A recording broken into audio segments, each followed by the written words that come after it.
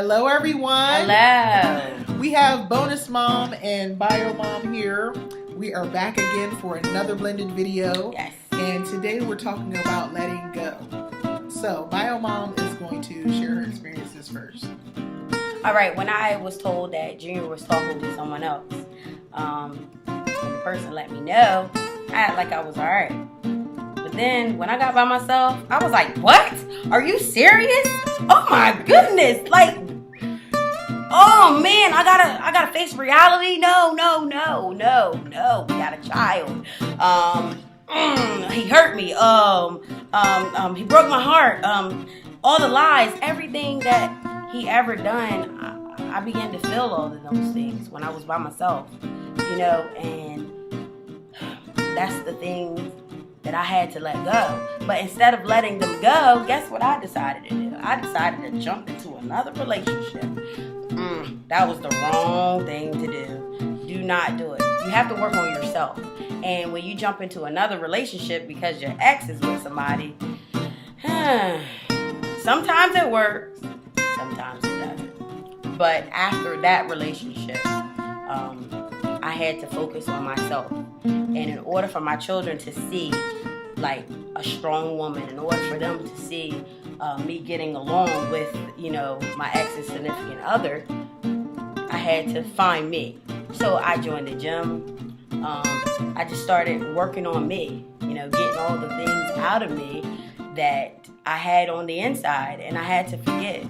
So my emotions had to be controlled, and I had to forgive everything that anybody ever done to me, not just my relationships, but you have to let everything go on the inside, and I believe that you'll have a successful life. So as far as my experience with letting go, when I found out that Junior even had a child, the first thing that I did was I started to pray. And my prayers were for him, they were for his child, and they were for his child's mother. And that was important to me because I knew that if he had a child, that there's things and people that's attached to that that aren't going to go anywhere. And so if I wanted to see myself in a long-term relationship with this person, which I did, that I knew I needed to include them in my prayer life just so that I could be clear of some things. Another main thing that you have to be careful of is throwing your expectations of what people are supposed to be onto them. You have to allow people to be themselves. And definitely 100% of the time, you're never going to be totally, absolutely in love with the significant other's ex. Never. Even if, they've let go of what they need to let go of, right. You're open and, you want to kind of be in a cordial relationship with them. They may not be somebody that you even like. They might not be the type of person that you would even see yourself spending time with on a normal, everyday basis. Right. But because of the situation that we're all in, being blended, we have to find ways to get along. Right. And so the goal is to be able to at least be cordial with one another. We're not saying, it would be crazy to be like, oh yeah, you can be your ex's best friend.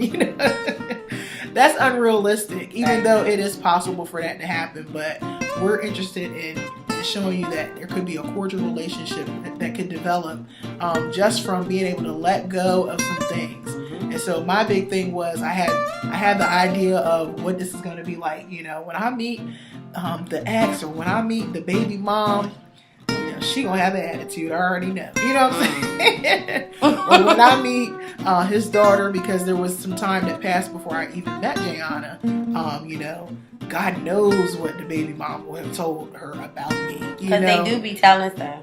They do. And some children are disrespectful.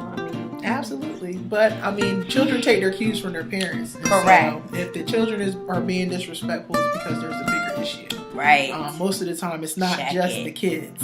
Right.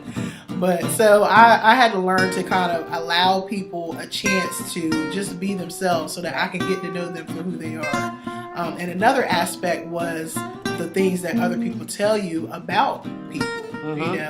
Being the new girl or the new one in there, you know, you have people in your ear about, you know, this is how this person is, or Right.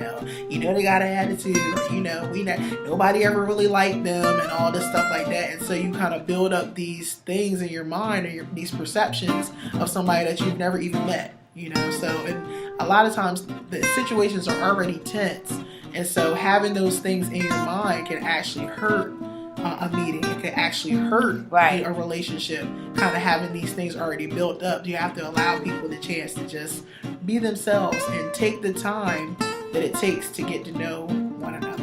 Right. Yeah, things don't often move fast. That's one thing I had to tell myself. Like, you know, it's just like getting to know anybody, a new friend or anything. Things aren't going to move fast. You have to take time to get to know each other and go through situations to see how people handle themselves, and that will give you a good indication of who people are as well. So that concludes this episode of Letting Go. If you guys like what you hear, feel free to share this video with your friends, with your family, or someone that you know that's in a blended relationship. Also, like our YouTube channel, subscribe, and comment below if you have any other topics that you'd like for us to share. It's good talking to you guys, and we see you again. Bye. Bye.